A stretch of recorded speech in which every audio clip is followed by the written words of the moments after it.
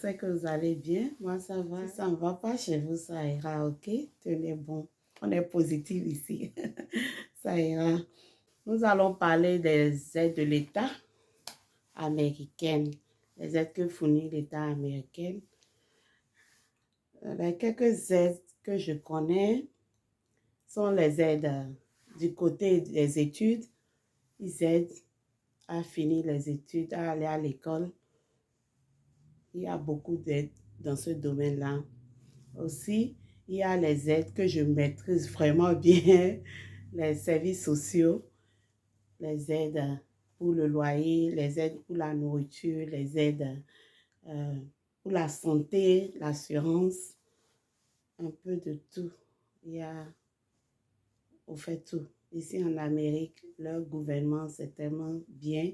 Ils ne veulent pas que quelqu'un souffre. Même s'il y en a quand même qui vivent dans le pays, les Américains se plaignent, ils disent que l'État ne fait rien pour eux. Il y a certains Américains qui disent ça. Avec le temps, quand tu vis ici, tu vois que souvent ces Américains-là ont raison parce que ça dépend. Il y a beaucoup de critères.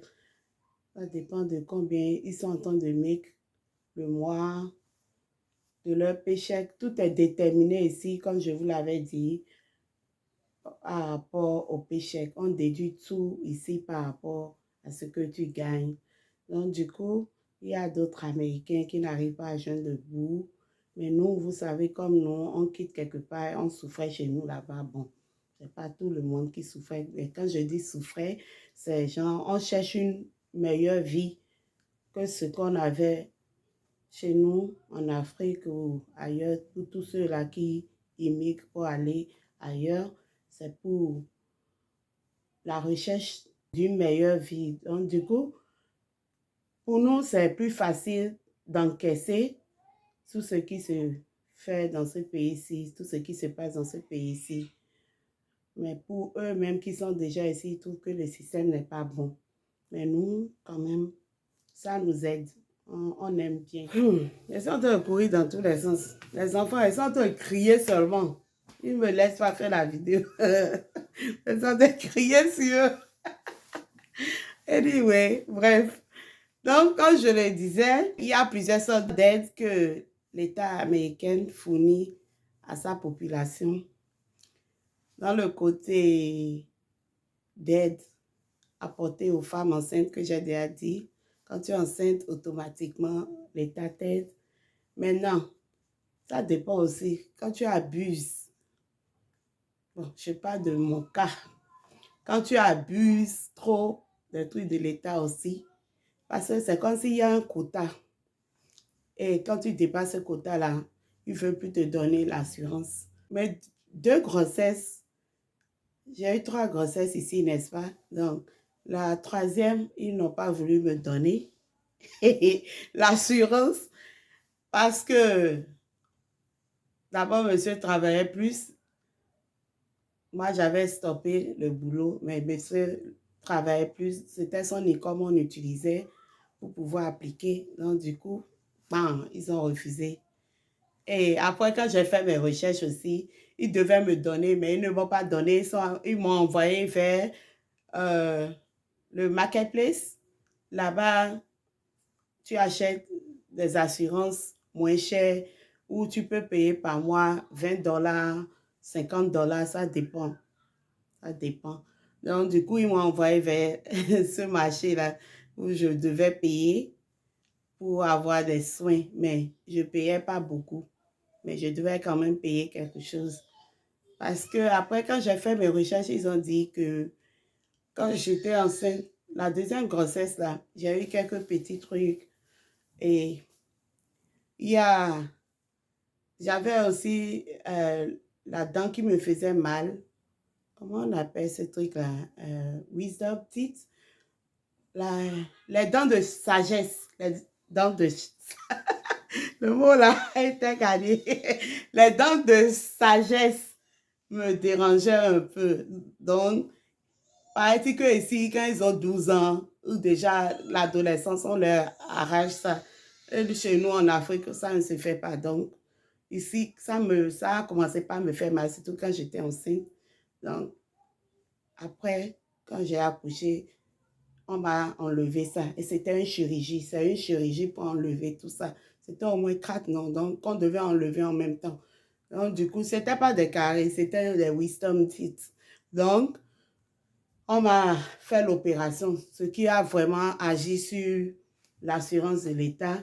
Après ça aussi, je sentais déjà l'opération que j'ai eue ici sur mon nez, là, le sinus. Je sentais déjà des brûlures, des picotements ici. Donc, je suis aussi allée vers un spécialiste. Tout ça, là, ça a coûté. Donc, quand je suis tombée enceinte, la troisième fois, ils ont dit, Béné, ils ont dit jamais qu'ils ne vont pas me donner. Donc, ils m'ont envoyé quelque part là-bas et je suis allée trouver ce qui était affordable for me. Ils aident quand tu es enceinte.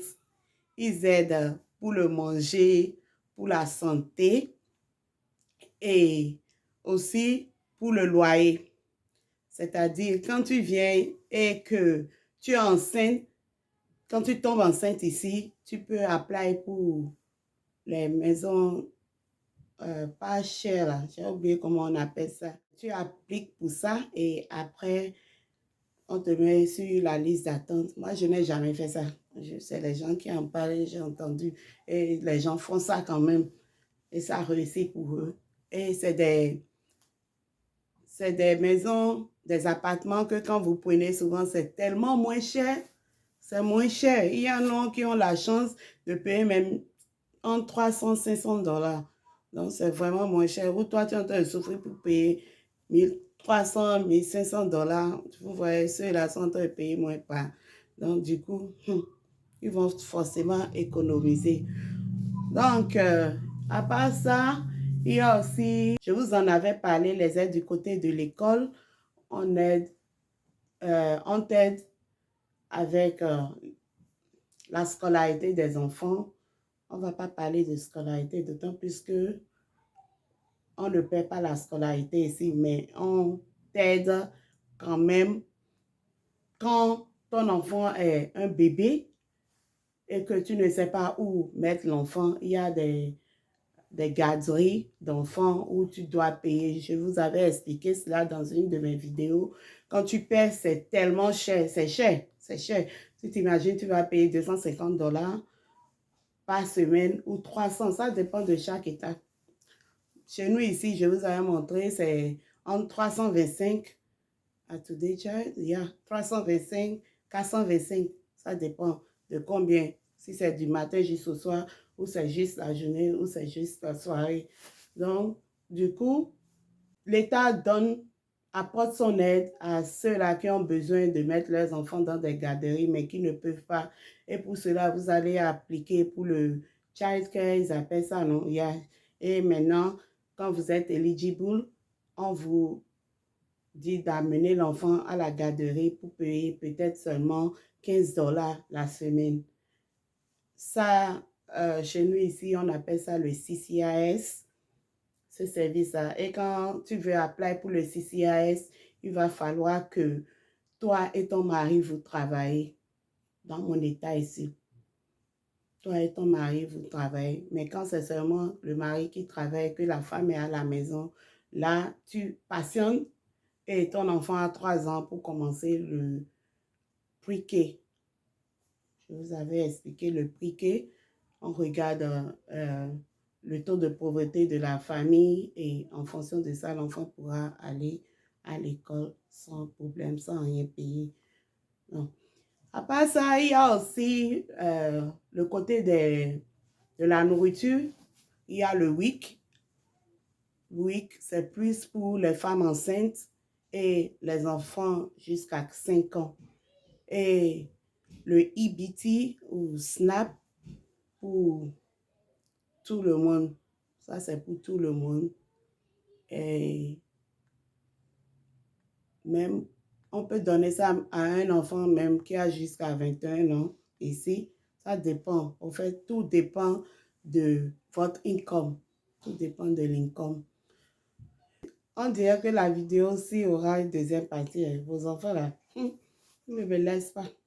Il y a la princesse qui est en train de pleurer là-bas. Elle veut que je vienne. Donc, peut-être je vais refaire ça encore en deuxième partie. Donc, comme je le disais quand même, il y a le EBT qui est côté nourriture. Et on vous donne chaque mois la nourriture qui convient à votre famille. Quand je dis la nourriture, c'est pas que c'est eux qui vont vous donner la nourriture. Vous irez acheter ça vous-même. On vous charge ça sur des cartes, comme des cartes bancaires, et vous allez vous-même. À tout à l'heure. Princesse pleure. On va aller chercher Princesse. Elle est ici, dans la chambre avec moi. Si vous entendez sa voix là, ne vous inquiétez pas. Bien with me. Donc, quand je le disais, il y a le EBT que les gens prennent. Ça aide beaucoup. Ça, c'est la nourriture là. Ça coûte cher. Mais c'est dans ça là, il y a d'autres qui prennent ça ici. Ils font comme s'ils ne prennent pas. C'est leur problème. Ils font comme si... Tu sais très bien qu'ils prennent ça, mais on te prouve le contraire, comme si c'était une ronde. En tout cas, je ne peux pas dire ce que je ne sais pas, mais nous là, moi, je prends et tu dois passer par ça ici. J'ai une amie qui ne connaissait même pas ça et je lui ai dit, mais tu as 2 enfants, tu ne prends pas le SNAP, pourquoi? Je vais prendre. Si ça aide là, je vais prendre. Donc, je ne vois pas ce qu'il y a là et d'autres pensent que quand tu prends ça, genre, on te voit d'une manière ou de quoi là. I don't know. C'est leur problème là-bas. Donc, ça aide beaucoup. Et il y a aussi les aides apportées aux grandes personnes, aux personnes âgées. Il y a ça aussi, on les aide côté médical, côté avec leur social, leur numéro de sécurité sociale. On les aide aussi avec leur numéro de sécurité sociale. Tout ce qui est SS là, ça me dérange. Donc, c'est ça. Bon, si je me rappelle de quelques aides encore, je pense que je vais faire une autre vidéo sur ça. Mais pour l'instant, c'est ces aides que je sais qu'il y a ici, que moi-même j'ai déjà utilisé, surtout côté des enfants, des mamans et autres.